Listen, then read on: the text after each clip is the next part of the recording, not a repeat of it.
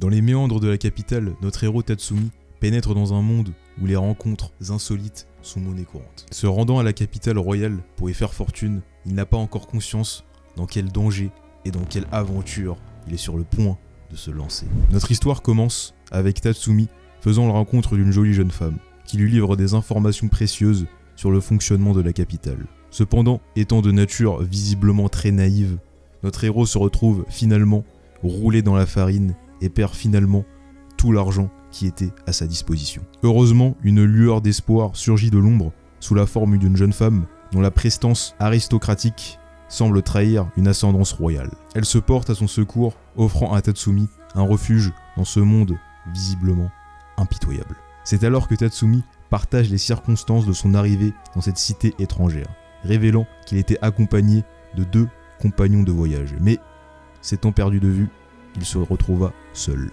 Séparé ainsi par les vicissitudes du destin, laissant ainsi Tatsumi seul et désemparé. Dans la profonde nuit noire, des assassins d'élite font leur apparition, le Night Raid. Dès leur arrivée, leur objectif est limpide, éliminer tous ceux qui résident dans la demeure où Tatsumi s'est réfugié ce soir même. Déconcerté par le mystère entourant les événements, Tatsumi se voit alors découvrir la véritable nature de la famille qui l'a accueilli. Dans l'obscurité glaciale d'une salle isolée, il est confronté à l'horreur ultime. Des corps supplicés gissant dans une marée de sang, témoins muets de la barbarie qui règne en maître. C'est là, par un cruel malheur, qu'il découvre les dépouilles de ses 2 amis, dont le destin funeste les a frappés de plein fouet. Empli d'une détermination sans faille, Tatsumi se résout alors à affronter celle qui a perpétré ces atrocités. Décidé à venger les innocents tombés sous le joug de la cruauté, guidé par un sens aigu de la justice et une volonté inflexible, il se dresse contre l'oppression et tue la responsable de ces odieux crimes. Impressionné par sa résolution et sa force d'esprit, le Night Raid reconnaît en Tatsumi un allié précieux, un compagnon d'armes dont la détermination et le courage sont dignes d'admiration. Rejoint par les rangs de cette organisation secrète, Tatsumi s'engage sur la voie périlleuse de la lutte contre le mal, prêt à sacrifier tout ce qu'il possède pour protéger les innocents et défendre la justice. Le début de l'intégration de Tatsumi amorce par une profonde immersion dans les arcanes de cette organisation secrète. Au fil des échanges et des missions pour le Night Raid, Tatsumi se rend compte de plus en plus à quel point la capitale est gangrénée par le mal. Chargée de nettoyer la capitale des éléments indésirables, cette unité d'élite est alors chargée de rétablir l'ordre et la justice dans un monde en proie au chaos.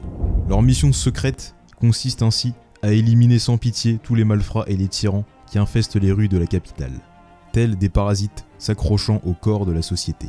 Dans cette lutte incessante entre le bien et le mal, la Night Raid incarne le dernier rempart de la civilisation contre les forces de la corruption et de l'oppression, incarné par l'empereur de ce royaume. La première épreuve de Tatsumi se présente sous la preuve d'une mission cruciale. Éliminer Orga, un garde royal corrompu et brutal. Confronté à un adversaire redoutable, Tatsumi se prépare alors à un défi de taille.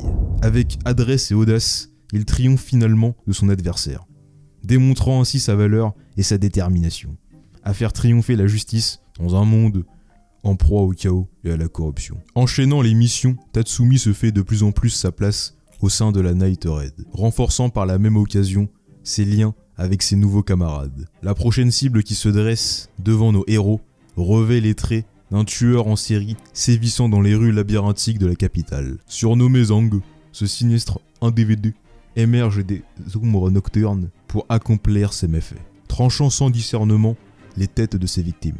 Originaire d'une lignée de bourreaux, Zang a longtemps exercé ce talent lugubre au sein d'une prison.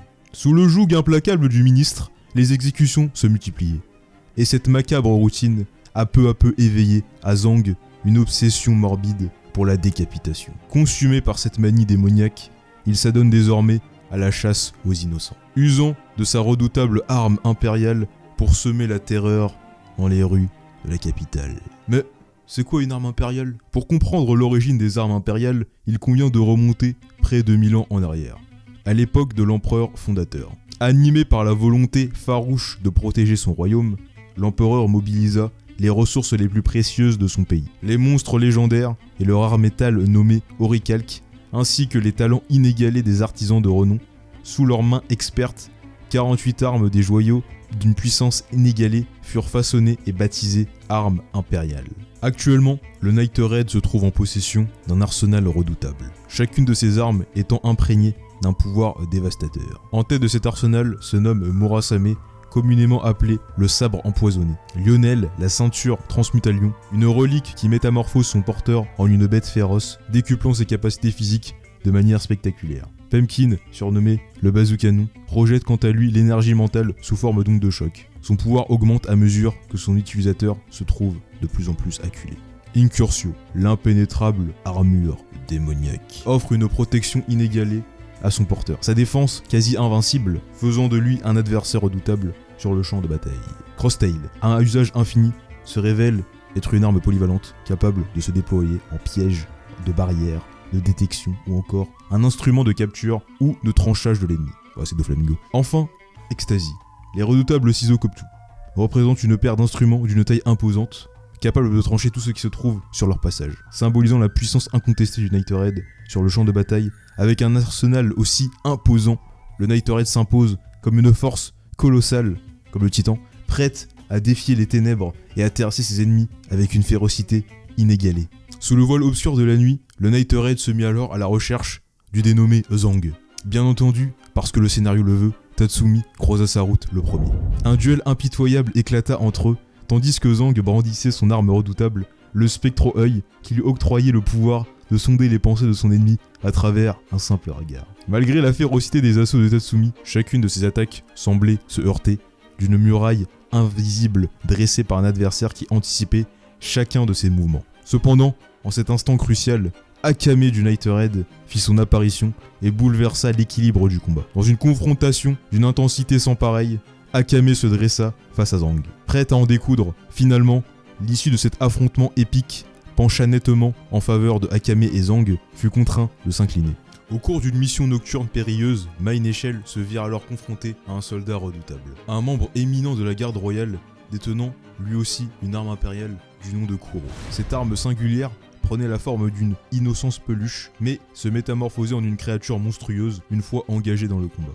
Les pouvoirs dévastateurs de ce Kuro furent à même de terrasser Shell, qui en paya le prix ultime de sa vie dans cette confrontation impitoyable. Cependant, même dans ses derniers instants de vie, Shell parvint à offrir à Mine une chance de survie en la permettant de fuir. Son sacrifice héroïque, teinté de bravoure et de détermination, permit à Mine de s'échapper des griffes de la mort. Dans l'enceinte du palais royal, une annonce faisant froid dans le dos fit son apparition, en la présence de la dénommée, de la magnifique, du général SDS. Mais le tourment ne s'arrêta pas là, car dans un dessein maléfique visant à tendre un piège au Night Raid, les sinistres sbires d'SDS s'adonnèrent à des actes de violence délibérée contre des victimes innocentes, tant civiles que politiques. Ces actes odieux furent perpétrés avec une précision diabolique, agrémentés d'une mise en scène savamment orchestrée, laissant derrière eux un sinistre message accusant à tort le Night Raid de ses atrocités. Dans cet échafaud de trahison et de machination, Tatsumi et Bulat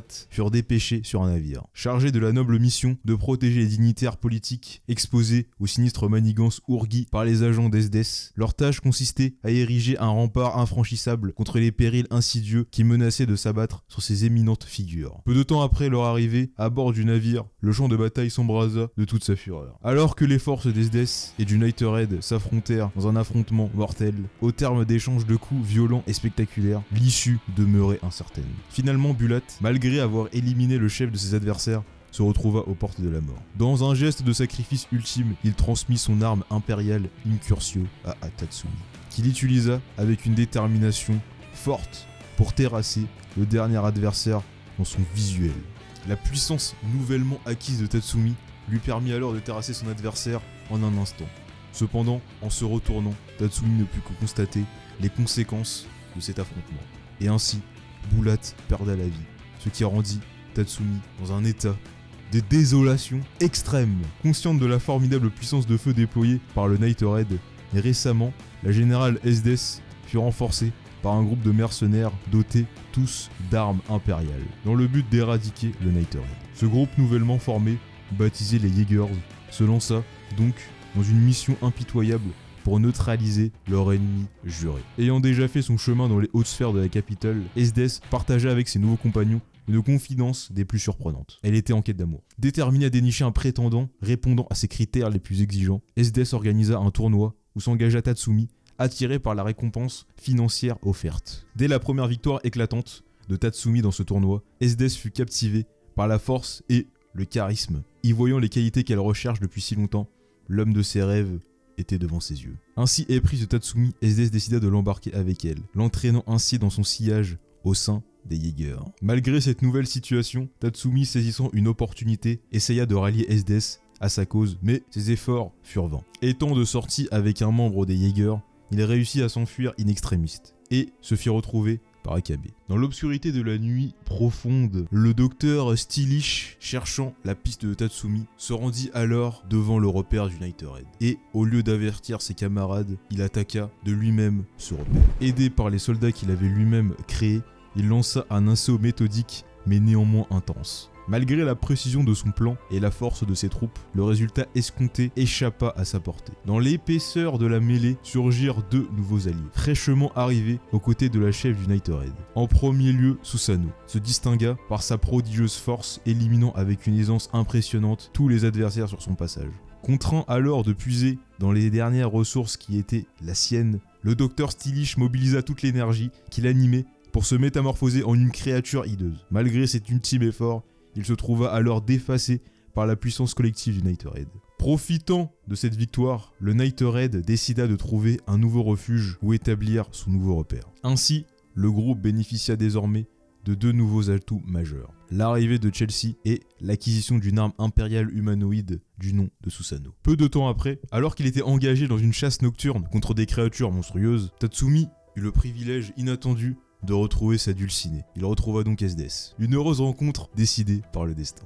Cependant, leur rencontre fortuite fut brusquement interrompue par la présence d'un homme mystérieux faisant son apparition. Ce mystérieux individu entraîna Tatsumi et SDS vers un lieu isolé et reculé, les conduisant sur une île déserte. Sur cette île déserte, nos deux compagnons de fortune passèrent une journée entière ensemble. Au fil des heures, ils eurent l'occasion d'échanger et d'apprendre à se connaître mutuellement. SDS raconta alors son passé à Tatsumi. Originaire des contrées du nord, plus précisément de la tribu de Partas, elle et sa tribu chassaient uniquement des créatures très dangereuses. SDS était la fille du chef de cette tribu. Malgré les difficultés apparentes, elle réussissait à grandir et évoluer dans cet environnement ô combien hostile. Sa mère avait d'ailleurs connu le terrible sort de la mort en étant dévorée par une créature dangereuse. Les forts triomphent et les faibles périssent. Voilà dans quel milieu SDS avait grandi. Mais un jour, ils furent attaqués par les tribus du Nord et SDS fut la seule survivante à cet horrible carnage. C'est alors qu'elle décida de servir l'Empire, ses proies n'étant plus des monstres, mais maintenant des humains. Tatsumi se mit alors à demander comment elle avait obtenu son arme impériale. Et il lui répondit, cherchant une arme impériale qui lui irait au mieux, SDS décida de choisir une à l'apparence bien particulière, l'élixir démoniaque, contenant le sang d'une créature extrêmement dangereuse de l'extrémité nord. Mais tous ceux qui ont essayé d'obtenir ce pouvoir en buvant ce sang se sont tous retrouvés morts. SDS se risqua quand même à tenter le coup, ce qui lui permit ainsi d'obtenir un pouvoir effroyable. À la fin de cette journée, marquée par des échanges riches et profonds, le portail qui les avait transportés ici s'ouvra sur cette île et les ramena à leur point de départ initial. Tatsumi put échapper à la vision d'SDS grâce aux capacités d'Incursio. De retour aux affaires, la confrontation entre les Jaegers et le Night Raid allait atteindre son apogée. C'était un moment décisif où les deux factions allaient pouvoir se confronter face à face à pleine puissance. Ainsi, dans le but de résoudre la quête du renversement de pouvoir, le combat se devait de rentrer dans une autre dimension. S'étant séparés, les Jaegers étaient partis dans une chasse à mort de la Night Raid. Mais leur stratégie se retourna contre eux et le Night Raid employa une grosse partie de ses forces à la confrontation contre deux membres des Jaegers, à savoir Bols et Kurome. L'affrontement qui se déroula fut alors d'une intensité folle, ne laissant pas le temps aux deux camps un instant de répit. Après la première bataille, Bols, membre des Jaegers, réussit tant bien que mal à s'enfuir dans son combat qu'il perdait frontalement. Pensant pouvoir rentrer indemne après s'être échappé de son combat, il tomba dans un piège tendu par Chelsea de la Night Raid. Victime de cet assassinat éclair habilement mené, la prochaine cible de Chelsea était Kurome, la sœur d'Akame. Utilisant son pouvoir pour se faire passer pour son camarade Bols, Chelsea chercha la meilleure ouverture qui se trouvait à elle pour pouvoir éliminer Kurome. Malheureusement, malgré ses efforts, elle ne réussit pas, ayant sous-estimé la résistance impressionnante de son adversaire. Chelsea échoua dans sa mission et perdra la vie sans parvenir à éliminer Kurome. Et c'est dans une scène des plus sombres que Tatsumi, qui était parti en soutien de Chelsea, la retrouva morte, la tête au bout d'un pic. Dans le but de protéger Bolik, un personnage important pour l'Empire, il fut dépêché d'envoyer les Jaegers à sa protection. Ayant appris que le Night Raid était à proximité, d'autres forces imposantes étaient eux aussi à l'œuvre pour stopper le Night Raid. Il s'agissait des 4 Rakasha du Kokenji, bon je vais les appeler les 4 R. Ils furent ainsi confiés à la générale SDS. Ainsi, après avoir repéré leur cible, les 4 R s'adonnèrent à leur mission d'élimination des membres du Night Raid. Un nouvel affrontement plein de vie venait donc de se dérouler. Malgré des compétences hors normes, la force évidente des 4 R ne pouvait rivaliser avec des assassins d'élite comme le Night Raid. À la fin de cet affrontement, 3 des 4 R furent tués en une nuit. Continuant dans cette lignée d'affrontements intenses, la dernière des 4 R se vit alors confrontée à Tatsumi dans un affrontement des plus intéressants, ainsi que Mine qui fut confronté à un membre des Jaegers. Passant par des affrontements et des retournements de situations épiques des deux côtés, l'issue restait incertaine. Dans ce qui semblait être la victoire pour Mine sur son adversaire direct, à savoir Seiryu, Seiryu déploya sa dernière arme, à savoir une bombe d'autodestruction, qui scella son avenir, mais aussi celui de son adversaire, dans une explosion énorme. Mais, tel un chevalier sauvant sa princesse, Tatsumi sauva Mine de justesse dans une scène au clair de la pleine lune. Un événement qui rapprocha de façon encore plus intime nos deux membres du Night Raid. Se rapprochant de plus en plus de leur but, Tatsumi se vit faire face à un des plus forts combattants de l'Empire, à savoir le Major Général Budo.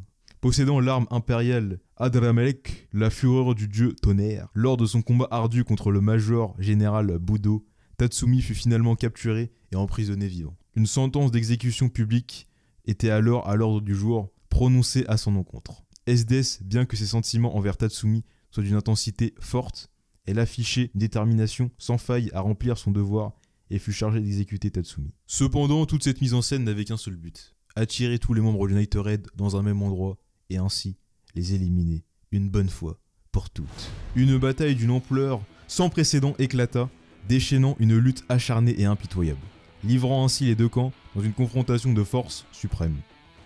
Utilisant toute sa force, le Major Général Budo semblait inarrêtable, mais finalement, grâce à une attaque dévastatrice de Mine, elle parvint finalement à terrasser le Major Général Budo. Susanoo, quant à lui, livra son dernier souffle de vie dans toutes ses forces contre SDS pour permettre une fuite des derniers survivants du Night Raid, mettant ainsi un terme temporaire à cette sanglante bataille. S'étant suffisamment éloigné, Mine, qui vivait ses derniers instants, confia à Tatsumi ses sentiments amoureux dans son ultime souffle de vie. Poursuivant leur route vers ce qui semblait être le dénouement final de cette lutte fracticide palpitante, le tant attendu affrontement entre Akame et sa sœur Kurome prit place dans le crépuscule de la nuit. Les murmures du vent portant le présage inéluctable de la tragique destinée de ces deux sœurs, destinées à s'entretuer, scellant ainsi la mort funeste de Kurome et gravant cet instant dans les annales de l'histoire. L'ultime mission du Night Raid est sur le point de débuter. Éliminer celui qui a corrompu l'Empire. Et l'empereur, le ministre Hornest. Toutes les forces de la rébellion se mirent donc à l'unisson, déterminées à renverser le régime en place. Sentant le vent tourner, l'empereur déploya sa dernière carte maîtresse, l'arme impériale Imperator. D'une taille colossale, comme le titan, imposante, cette gigantesque arme d'une destruction massive incarna la puissance absolue, un véritable dieu de la destruction, portant en lui la volonté et la force de tous ses compagnons tombés au combat. Tatsumi, dans un ultime élan d'héroïsme, que dis-je, de shonenisme et d'une puissance inouïe, transcenda les limites du pouvoir de l'amitié et terrassa la nouvelle, non, que dis-je, la redoutable arme impériale Imperator. Son exploit extraordinaire lui permit de mettre à bout son adversaire et de le terrasser, mais hélas, au prix de sa propre vie. Observant de ses propres yeux la mort de son bien-aimé, Tatsumi, SDS ressentit un profond bouleversement. Bien que ses idées restaient claires, bien que la défaite du royaume était désormais inéluctable, SDS refusa catégoriquement d'admettre la défaite aussi rapidement. Elle se lança donc à l'assaut d'Akame, marquant ainsi l'ultime affrontement de ce long périple. Les deux guerrières, représentantes ultimes des deux camps, se livrèrent à un affrontement légendaire. La beauté et la grâce de leur combat laissèrent à peine le temps à la moindre respiration. Le dénouement final, ou plutôt le coup décisif, fut finalement porté par Akame, scellant ainsi définitivement cette ultime confrontation. La victoire tant attendue de l'armée rebelle se concrétisa, enfin répondant aux nombreux sacrifices consentis pour en arriver là. Le Nighterade, qui avait contribué de manière significative à cette lutte acharnée, vit enfin sa mission accomplie. Malgré la disparition de la quasi-totalité de ses membres actifs au cours de cette longue bataille, il ne restait donc plus que Akame et la chef Najenda. Ceci marqua donc la fin de cette épopée légendaire du Nighterade pour la libération de la capitale. Cette tragédie que représente Akame ga Kill est fascinante. Mais pourquoi est-elle fascinante ? Car il est rare de voir un récit évoluer tout du long avec comme résultat final le massacre net et sans bavure de tous ses protagonistes principaux. Au final, il ne reste à la fin en vie que la chef du Nighterade, à savoir Najenda et Akame. L'ensemble de tous les membres du Nighterade, bien qu'ils aient une durée de vie relativement limitée selon le moment où ils meurent dans l'histoire, chaque membre n'en reste pas moins fascinant dans son histoire et son passé. En faisant le choix de concentrer l'histoire sur le prisme des victoires et défaites du Nighterade, chaque membre qui se voit alors mourir d'une certaine façon est toujours présent au cœur de nos héros, du moins dans l'esprit et dans la contribution de l'atteinte du but ultime, renforçant alors l'affection que l'on pouvait avoir tout du long de l'histoire, envers chaque membre. Je note aussi une autre chose fascinante, c'est la dimension de sacrifice. En effet, il n'est pas rare de voir énormément de personnages se sacrifier pour justement sauver un autre personnage, ou alors, dans le cas de Bulat, de sauver Tatsumi et ainsi de lui permettre de non seulement sauver sa peau, mais de renforcer alors sa puissance. On a donc là une notion abordée fascinante, à savoir le sacrifice dans des circonstances extrêmes. En effet, dans le monde de Akame ga Kill, une réflexion me vient en tête. En voyant Tatsumi et consorts se livrer dans cette lutte sans merci pour le pouvoir, il est bon de se poser la question de savoir où se trouve notre place dans ce monde. Étonnamment, cette question, bien qu'étrange, est particulièrement difficile à répondre. En effet, dans un monde aux proies à l'injustice et au chaos et au mal permanent, que pouvons-nous faire ? Lutter ou bien se battre ? Alors, où se trouve notre place ? Devons-nous lutter contre une force qui nous dépasse ? Ou bien laisser les choses aller sans se soucier de ce qui se joue sous nos yeux ? Toutes ces questions trouvent un écho, un sens pour Tatsumi. Et c'est la raison pour laquelle il agit à sa manière à bousculer l'ordre établi dans ce monde complexe et corrompu. En fin de compte, le message de fond d'Akame ga Kill est un rappel à la réflexion sur les choix moraux et éthiques qui façonnent nos vies et notre société. L'anime nous rappelle que le chemin de la justice est souvent difficile et semé d'embûches, mais que la lutte pour un monde meilleur vaut toujours la peine d'être menée. À travers ses personnages et ses histoires, Akame ga Kill offre alors une méditation puissante sur la nature humaine et sur les défis universels auxquels nous sommes tous confrontés dans nos vies.